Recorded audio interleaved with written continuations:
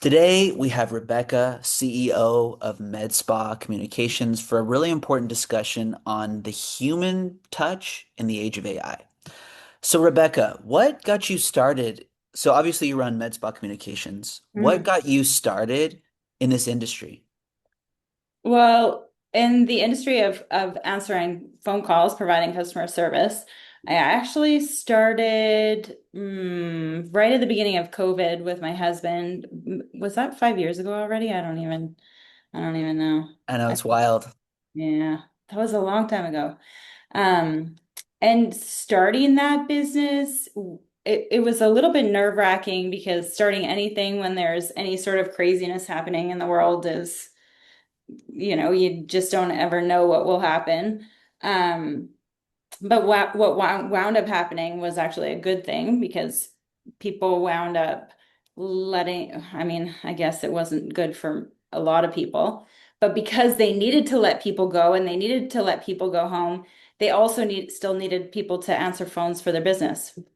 So that's how we got started. And then last September, so almost a year now, I took over Med Spa Communications. And so yeah, we solely focus on med spas and aesthetics practices, answering calls, calling leads, following up, providing customer service and honestly sales, getting people booked into our clients' calendars. Yeah, that's awesome. So now that you're kind of rolling with this business, you've been doing it for 5 years. What are some patterns that you're starting to see, especially in the age of AI, where more people are Mhm. thinking to like install AI callers? How has that affected your business? How has it affected our business? Well, when it comes to I look at AI as an opportunity. Because for me and my team, we answer calls and we call leads. And so what is starting to happen is people are starting to get a little more annoyed with AI, right? They want to talk to humans. And so it allows us to become more of a necessity, I think, for the businesses who are already trying AI. They're learning that they also need a human aspect. They can't just use AI. I love that people are using AI, and us being a part of that team means when people get tired of AI, there needs to be a human option. There needs to be an option for a human communication. You know, AI, I think, is a really great. I think last, I think I called it half-ass.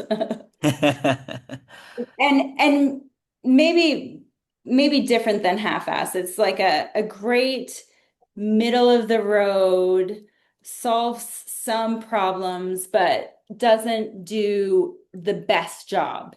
It's a great half-ass version, right? And half-ass is great. Half-ass is great for, a lot of people calling in. They don't need to talk to a human. What time are you open? Where are you located? Maybe they don't need a human. I will say though, if you miss that opportunity, that's a lead. That's an opportunity. Is your AI going to take advantage of that potential opportunity to connect, handle objections, get someone booked in? Maybe, maybe not.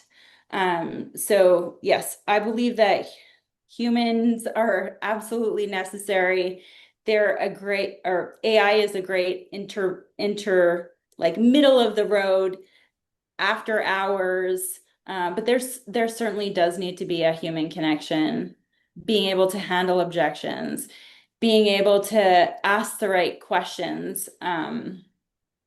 My team trains, so we all train every single day on handling objections, on follow-up, on what we can do to improve and get better.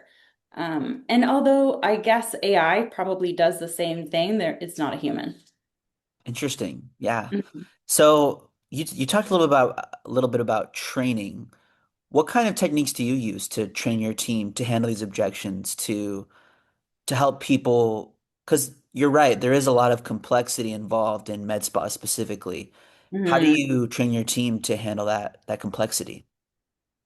So there's kind of two different answers or two different parts of that question.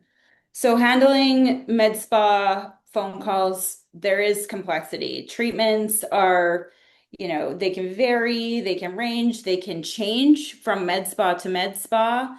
Terminology, all of that specific nitpicky stuff. Yeah, we need to train on that. We need to learn that. We should have that information. Um, but when it comes to actually being able to handle a phone call, do we need to know and understand the specific results that are going to come from a treatment? Or is it the most important that we be able to ask the right questions so that we can handle the objections, so that we can allow the treatment provider to, to answer those questions? Uh, the most important thing is being able to handle objections, is being able to understand the sales components that come into even just a customer service phone call.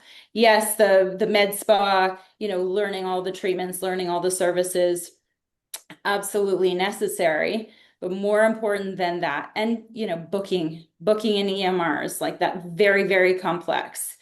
But more important than that is actually being able to communicate and understand why someone called in the first place, what made them decide to, initiate the conversation.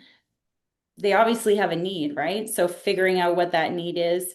My team, we train every day on a platform called Cardone University. It's a sales and customer service training platform. We do role play every day as a team and individually with partners. We're coached by a sales coach. So we really do focus, and we do QA, and we do all the things. We really do focus on making sure that the agents are prepared as much as they possibly can be on those calls.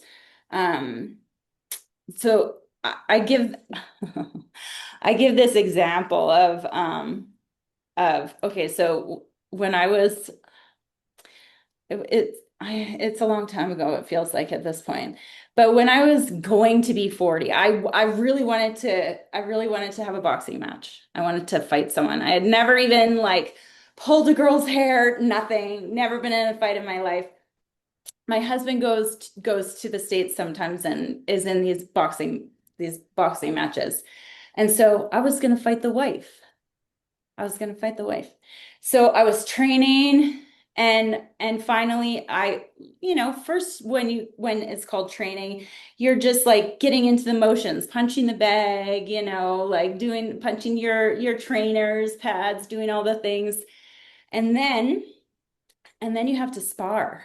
And I mean, I when you get into the ring, when you're sparring, and I mean when it's a real fight, when you get punched in the face, you remember nothing. There is nothing that you remember when you get punched in the face. Your body, your everything relies on muscle memory when you're in that ring, whether it's sparring or a real fight. And so when it comes to training, even for phone calls, you when you get on a phone call and someone is handing you objections, there is absolutely no way that you're going to remember. Okay, what was that? Okay, yesterday, this is what I'm supposed to say. No, no, no, no, no. It has to be muscle memory. And so the only possible way for it to be muscle memory is if you're practicing and you're training and you're consuming and you're doing all the things that it takes, so that when you get in that ring or on that phone call, it flows, and well, if you get punched in the face, you know what to come back with. I love that. I love that example of muscle memory, the idea that what you're training, it's like you are what you eat, right? You are what you train. And if you're training to create that instant connection, because that's really what a call center is all about, right? It's Mhm. about, can you create an instant connection with someone? And I think maybe the concern that people might have is, can AI create that instant connection in the way that a human can? Yeah. What do you see as the future, right? 5, 10 years from now for your industry? Mm, for for this specific for humans interacting with other humans, I think that it is permanent. It will be permanent. I do think that there will be much more structure when it comes to AI and automation and integrating it with human connection. Because I think that there's a way more efficient way that we could do this human connection thing, and there's a way more efficient way that we could do this AI slash human connection thing. So in 5 years, I would anticipate that we've got all this stuff figured out, that it's going to go, you know, maybe it will go, you call in and and you talk to a bot, and then basically it would decide whether you're going to a human or not a human. I'm not sure, but this isn't just because people are annoyed with AI does not mean that it's going to go away. It absolutely doesn't mean that it's going to go away. It just means the more that you communicate that you're annoyed, the more information the bot or the AI is going to have to fix itself. Wow, that's a very fruitful and unique perspective. I really appreciate that. And I kind of agree with you, honestly. I run an AI automation agency, so I'm very motivated in people using AI resources. But something I have noticed is that AI without humanity is just spam. Like you need Mhm. that human connection somewhere in the sales process. And I gotta say, if anyone's gonna come out on top in all this, it's gonna be you and your firm. I mean, we want that human connection, especially since so not, I mean, since COVID, yes, everybody started working from home. We're all working from home. What does that mean? Less human connection, way less human connection. So what are we looking for? What are we yearning for? Human connection. And you have to think about the fact that every single time that there's a phone call that happens, it could be the only time that whole week that person is initiating a phone call. Like if you think about it in your life, how many times do you pick up the phone to make a phone call? Not as much as it used to be. You know, now you're trying to send a text message, you're trying to chat with, a chat on a website. Maybe you're trying to look up information to find out yourself.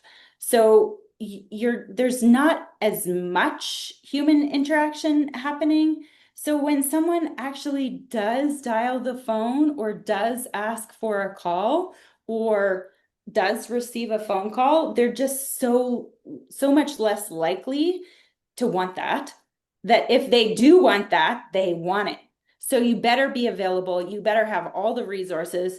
If you don't have a human answering, you better not burn that lead by making it a bad experience, right? Yeah. So whether you're using tools or whether you are having those people, as soon as that person picks up the phone, it's game time. Yeah. It's a boxing match of love and instant connection. Yeah. Rebecca, Exactly. thank you so much for your time.